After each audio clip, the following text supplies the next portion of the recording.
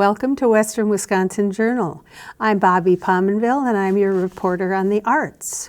Today I'm interviewing a good friend and we are going to talk music, many different facets of music.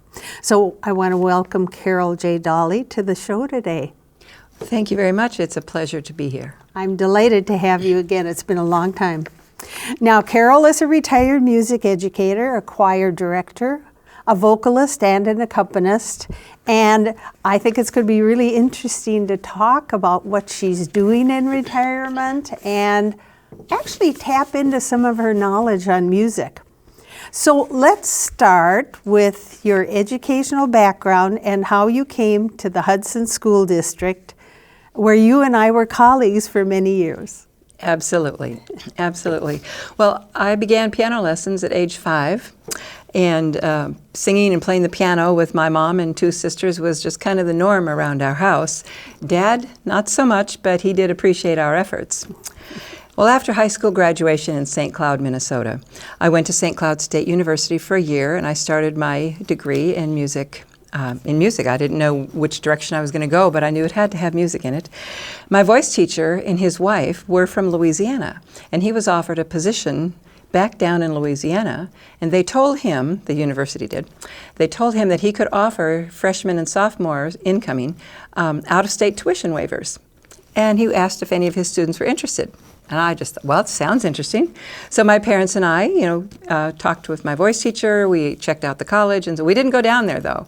So, but it looked like, okay, the cost was going to be about the same as St. Cloud State. What a great adventure. So at age 19, in January of 1971, almost in the middle of a blizzard, I packed my car and I drove from Minnesota down to Louisiana to start my education as a music major. But my education wasn't in education. My first degree was in vocal music performance. Right. And I loved that. Yes. But then I realized, I think I should pick up my education degree because I might like that. I didn't know. That was not ever a goal.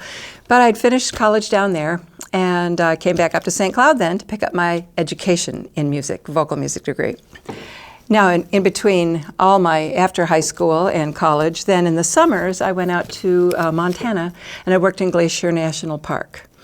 And in this particular hotel, we were in the middle of nowhere except gorgeous mountains and lakes, and the majority of us there doing our regular jobs like cashier and maid or whatever, we were all music and theater majors hired from around the country to come and work in this hotel because in our off hours, there was nowhere to go, we could do our music thing. So we did Broadway musicals, I directed the Mini Glacier Singers, there was a Mini Glacier Orchestra, we had concerts, we had programs, we had recitals, and it was just such a huge thing to be able to work with that many music theater majors from around the country in the summer, in the mountains. It was just fabulous.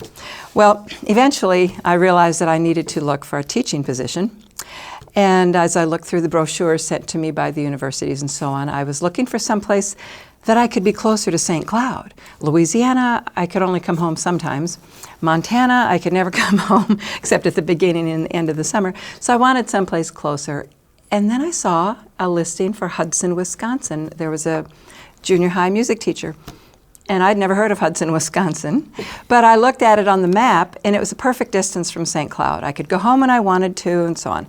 So in 1976, Jerry Danaski hired me as the music choir director at Hudson Junior High, which today is the west end of the Hudson High School campus. Right, Yeah. right. I remember the junior high. Yep. And, of course, I was here a little bit before you, Yes. and of course, I worked elementary schools at that time. There were some years where you had those middle school, the old middle school, which is now Willow River. That's true. You had those choirs, and your kids were feeders into my program. Oh, that was fun, wasn't it? It was. Those kids loved you, and they came in loving music. So wonderful to see those kids continue from 6th to 7th and on. Yes. Because then it was your program. So Right. we've always gotten along really Absolutely. well. And then you accompanied my choirs sometimes, too. Yes, that's true. Well, I really enjoyed that. It was fun. The kids didn't know how much fun we were having. No. Oh, those are great answers, Carol. But, they opened up that new middle school, which now is not new any longer, but on Carmichael Road, and I started that program, I think, in the fall of 1994. That building opened. Right. And so my first years at the junior high, there were about 40 to 50 kids in a choir. Oh, that was wow. 7th and 8th grade. And by the time I retired, there were about 403 elective choirs. So the program, and it wasn't just me. I mean, I hope a little of it was me. But we have a wonderful program in Hudson, K through 12. There's just no getting around it. Elementary teachers. And then to be able to tell my students in middle school that it only gets better, and it did. And the same thing with the band program. Yes. And then they added an orchestra program. Hudson is blessed with strong music. Oh, yes, and oh boy, we could talk all day on I that. know. Well, in that I met you and Connie Root and Carl Meinke Oh, and all those Beth wonderful Holmes, way back. teachers. Peg Dorwin, Steve Hawkinson. Some Oh, people that will goes way remember them. back. Yeah. So we've been blessed. Well, great answer. And I know you and I both really take a lot of joy in our teaching. That's true. That's true. So we'll move on to a different question. Okay. As a musician in the community, you are involved with many facets of music. I know that because I'm in some of them with you.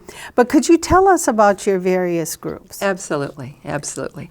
Well, while I was still teaching, I was the state middle-level soprano coach for the middle-level honors choir, and then I was that was 3 years, and then I was 3 years the choir coordinator for the middle-level honors. So to watch music touch kids' lives like that it was amazing. But now I've retired, but I just began this year my 35th year directing the Trinity Lutheran Church Choir here in Hudson.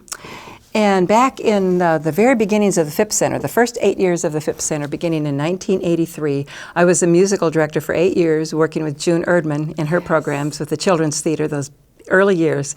She had hundreds of kids in those shows. So that was then, and I have, for 30 years, I've sung in the Phipps Festival Choir, which you sing in, and that's an auditioned choir. Yes. And they just celebrated the 30th anniversary. And now this year, we're celebrating the 40th anniversary of the Phipps Choral Society, doing the Mozart Requiem. Again, we're singing together. Yes. But this time it's with a professional orchestra. It's going to be wonderful, and it's celebrating the Mozart Requiem and then the Mozart 40th Symphony, celebrating the 40th year of the Phipps Choral Society. And let's see, I spend about a half hour every month up at Comforts of Home here in Hudson, across the street from the post office. It's a senior citizen living place, and I go up and do a half-hour program of music that they know, music that they can sing along with if they want. I play and sing, and I've gotten to know those people, and we've become dear friends. And then just about every Sunday, I also go up there and do a half-hour hymn sing. And so it's just been so much fun seeing them. And they say sometimes that's the highlight of their week is when I show up, and I'm like, well, I better show up more often. I think it's a lot that is of just fun. wonderful, and you actually initiated that yourself. Well, Jenny Newman, who's a former teacher. Oh, you knew someone there. She asked me for some ideas, and I said, well, here's some things you could do. I said, let me help out or get you started. And then I just never quit. That is it's worked. wonderful. In Yeah. fact, it makes me think about Christian Community Home because we're Absolutely. often there too. That's right, through the Women's Singing, Club. playing, whatever. That is correct.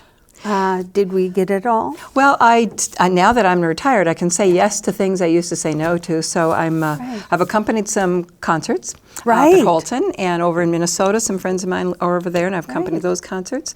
I sit on the board of directors for the Phipps Center for the Arts as a chair of the coordinator for the Music Council, which you've also done. We share these things together, and it's just so fun. Yes, we have many of those things. And then I've been active, like you mentioned earlier, in the Dementia Friendly Communities Coalition. Oh, as boy. I've been the accompanist for the Lifelong Singers, and you have been the director, and then I do a lot of the repertoire research as we put music together for those programs. Perfect. So, but I'd like to talk a little bit about what is so exciting about music in a person's life.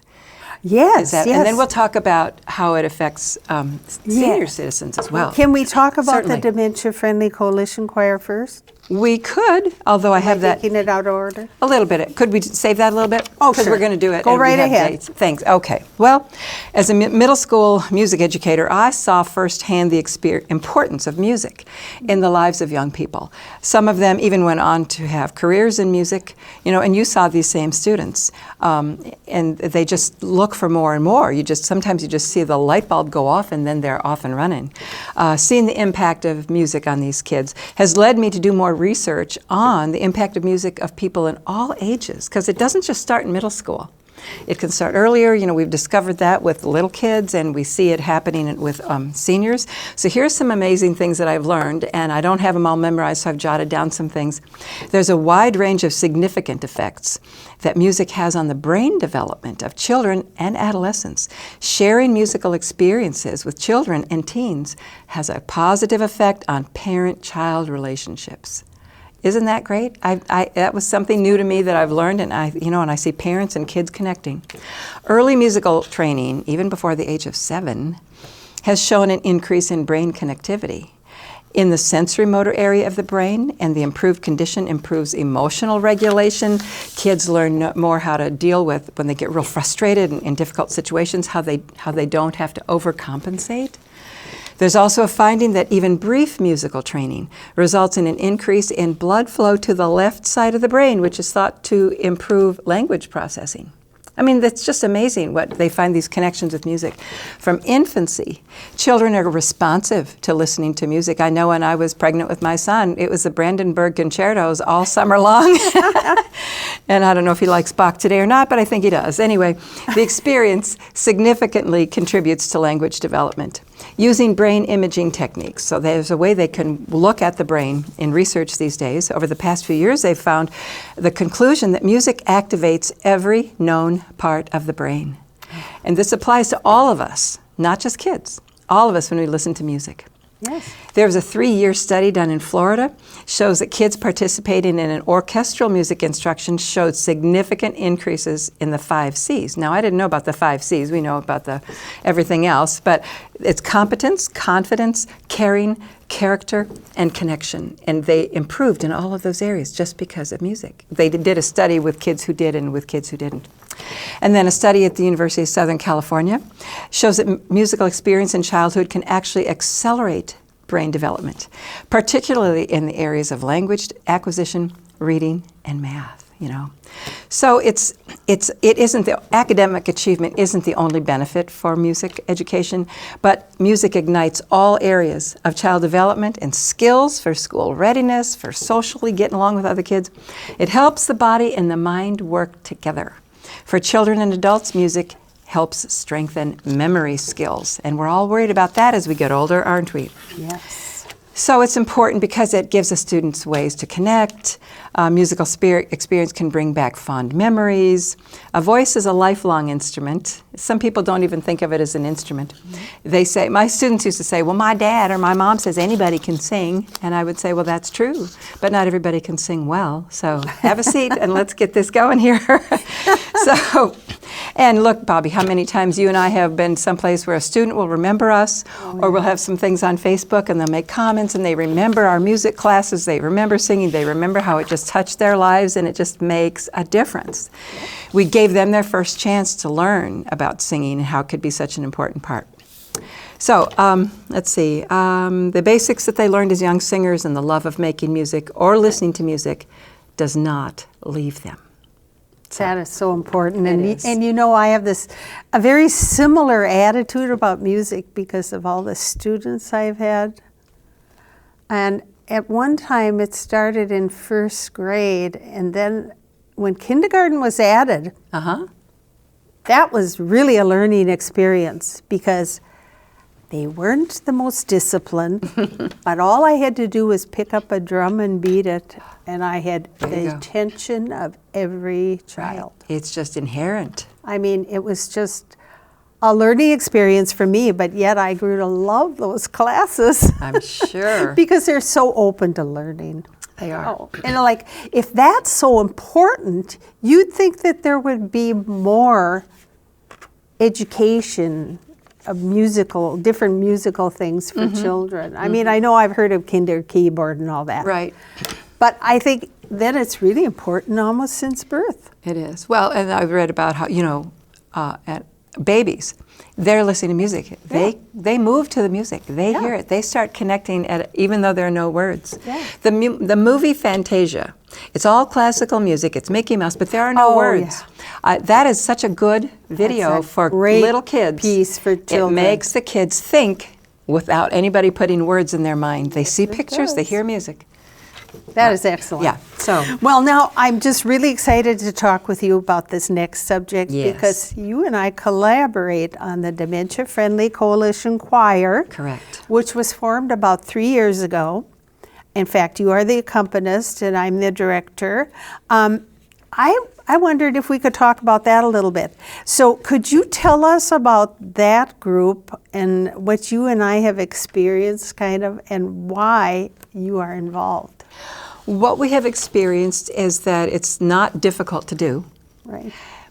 By going to other people who are also involved in this, we've learned that there can be seniors who have been suffering from dementia, who don't speak for days and weeks at a time. They hear a song from their childhood and they sing. Yes. Where they're not talking, but they're singing, because music is a part of the brain that doesn't go away.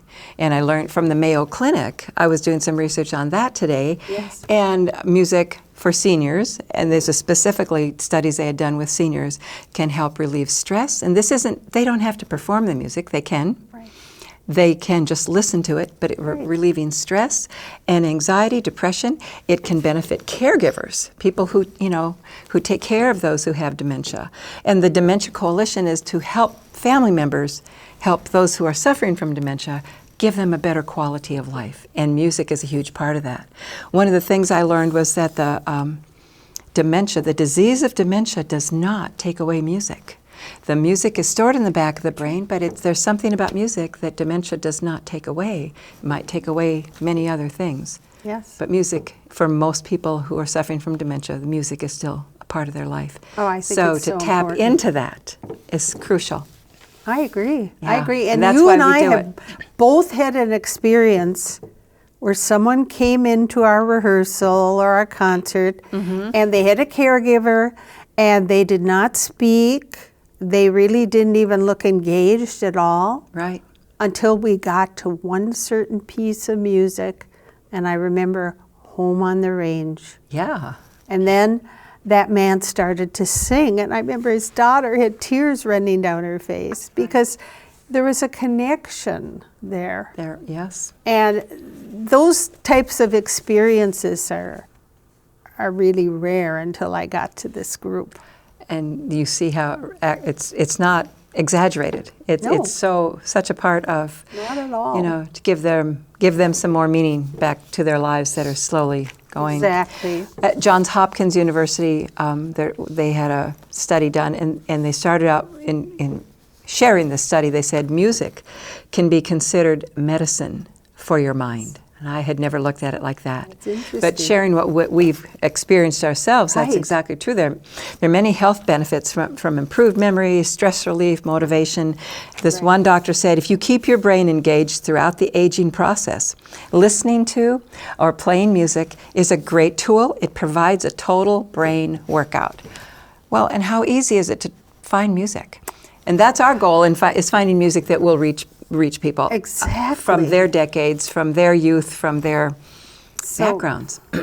So I'm going to promote our concerts. Please do. Because I really enjoy taking part in this with you, and we have such a great rapport when we're doing our rehearsals and everything. So June 7th is our next one at Lakefront Park in Hudson.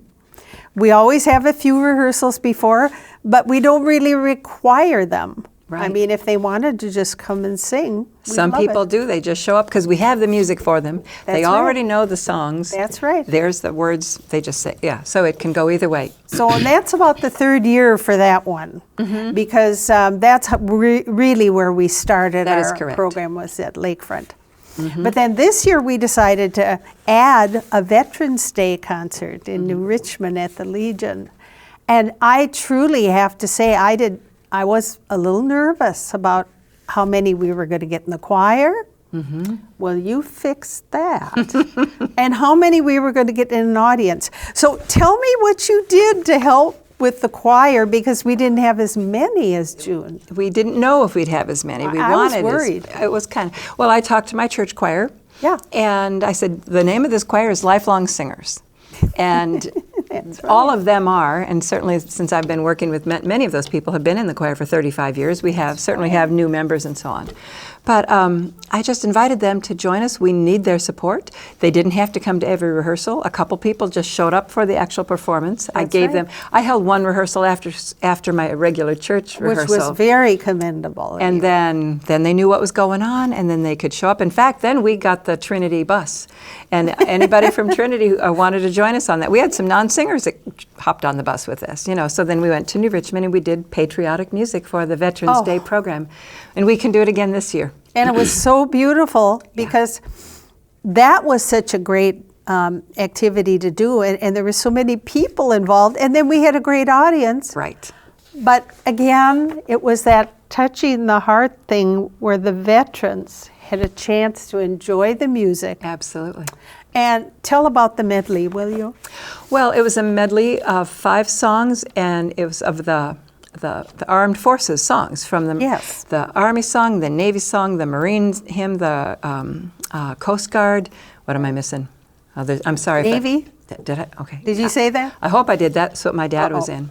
But anyway, there were 5, and it was a medley that went from one to the next. So each of the armed services was represented, and then I think, did we have people stand or? Yes. Yes, when it was. We asked them to stand when their particular. That's right. Bobby had you had a microphone, and so you'd say, the anchor's away, and so anybody from the Navy then would stand, and then they'd stand during their particular. And song. then we had that honor color guard. Yes, color guard came in. Of the veterans who, some of them are really up there in age, and they were so proud to stand. Right. And so that was a big hit. It was. Really now. And next year we're locked in now to 2 at least. It can only get bigger. It can only get bigger. So, and thank you for being the accompanist. Yes, well, and finding how much I appreciate it was that. fun finding that music. Yes, it was. And making sure everybody then we were all on the same page with it. That was great. It worked out. What a wonderful experience. It was. Well, our last question, what is your philosophy of music education? Now, I'm interested to hear that, and of course, I do believe I share a lot of your ideas. I'll bet there's not a thing on here that you would disagree with. Probably not. So I didn't want to carry on too much, so I wrote notes again. I just want you to share that with the audience. I'll be happy to do that. Well, the desire for music really is almost a human predisposition. As I mentioned earlier, we've seen babies, swaying to the rhythm of a music that they hear. They'll smile when they hear something that's fun to hear, and it exists in every culture. It's essential that music be taught because of the specific music of a culture provides us a perspective of what it's like to be part of that culture. And it's a good way to look at other cultures. We're not just in Hudson alone. We're in Wisconsin, we're in the United States, we're in North America, and then we look at the rest of the world. And there are so many different cultures that have actually impacted our cultures, and our culture who has impacted others. So to have that more of a world perspective, and you can do that through music. I thought it was so important. We would always sing in other languages, and when we sing in other languages, well, that's a great way to engage diverse learners. For example, vocal music is, it's going to equalize. Like if somebody is an English language learner and they're singing with somebody who already speaks English, if they're singing yet a different language, they're all on the same page. They all have to learn that other language together, and then they're all sharing in that. And ultimately, my role as a music educator was to facilitate learning and prepare these students to be productive members of society. And you think, well, how can music do that? Well, they learn discipline, they learn flexibility, they have to be cooperative. I take them on trips, they had to learn how to behave, how to do this in public, and how, and a lot of parents appreciated those kinds of things too, because they'd share these things with their parents. But vocal music teaches all disciplines, and I don't mean to discount band or orchestra because any kind of music is wonderful. Oh, right. But vocal music is where I'm coming from. And it teaches all disciplines. It teaches math as these students are learning to read music. It's not just black ink on a white page. Those notes mean something. They tell them pitch, they tell them duration, and they're how long and how short and so on. So it teaches math and counting and the meters, history, the background of the song, the history of the country, the culture, the composers, science. How does your instrument work? How do you take care of it? How do you ruin it? How do you avoid ruining it? And language arts, the poetry and the poems and the stories. So again, there's so much that and the kids are learning this, and we're not calling it, oh, well, today we're learning math. They're learning it and they don't know it, and then they get it. And it teaches the whole child. It teaches the whole child. So lastly, my role was to educate students about those other cultures and about everything, that they learn to see the world through another's eyes. They can appreciate others' ways of thinking and living. So there you have it. Oh, I just admire you so much for doing all this research and Thank you. really adding to my program, because sometimes we don't get this deep. Well, when it comes from your heart, it's easy to Yeah. focus in on, I could Yes, go on and yes. on. That's why I thought I better write some Well, things down. that's for another show, Carol. Another show, yes. We'll have I to, won't go on and on. end it pretty soon. But, oh my goodness, thank you so much for coming in today. My pleasure. I knew that I would enjoy this interview so much, and I did. And Thank you, I'm Bobby. hoping our audience does too. I do too. So thank you. And I hope that you enjoy learning about music today, and a couple educators helped you to understand what goes on in the schools and the community. We're pretty much involved all over In and our lives. We love our music. All ages. So thank you again for watching today.